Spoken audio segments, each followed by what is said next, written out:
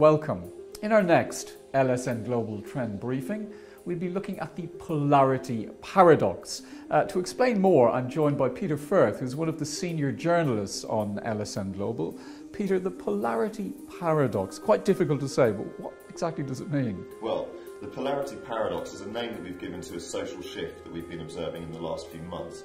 And it really marks a movement from consumers inhabiting the middle ground or sitting on the fence in terms of their politics or their lifestyles, their relationships, even their food and drink. And they're taking refuge instead in living in extremes. So really we're looking at, is it binge and purge culture? Why do you think that's happening, particularly at this moment in time? I think there's a real common link between all these things, and that's that consumers understand that they don't just want to be happy.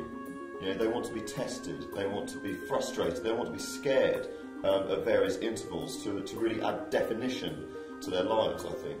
And one wonderful example we saw recently, and it was a dining pop-up called Wolf's Mouth, and the way that the plates were arranged made it look as though something had just died on the plate. Right. And so people were kind of re-equating themselves with, you know, the act of slaughter and the idea that in order to eat meat, something has to die. So Peter, quite a lot of references there to darkness and light, the notion of, you know, utopia versus dystopia. But are there particular things that brands can take out of the trend that would be quite useful for them in terms of a commercial application? Absolutely. I mean, the idea of fear marketing is one slightly unsettling one, but one that we've seen be really, really well executed and used to great effect. For instance, in the Chipotle commercial recently, the Scarecrow, where you're fed at once an image of dystopia and utopia held up to our current methods of farming.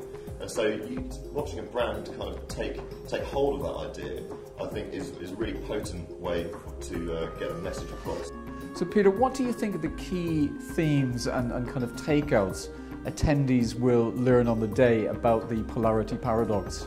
Well, we're increasingly living in what we're calling the U-turn society, where on a weekly basis people completely revise their lifestyles and say, you know what, I'm not going to be a vegetarian, I'm going to eat tons of red meat, or I'm going to stop exercising and I'm going to start yoga or fasting, for instance. And I think it's becoming increasingly difficult to preempt people's choices and sell to them. So I think we're going to see brands have to really, really tap into, I think, peer-to-peer networks, start preempting people in a much more micro way, I think. Brands need to start thinking differently about their relationships with consumers. So rather than appeasing or serving them or being in any way subservient, they need to unsettle them or challenge them or bring them into a kind of a realm of thinking that perhaps they weren't comfortable with before. And Peter, many thanks. To find out more about the Polarity Paradox, which takes place on March 19th, just click on the link at the bottom of this presentation. Many thanks.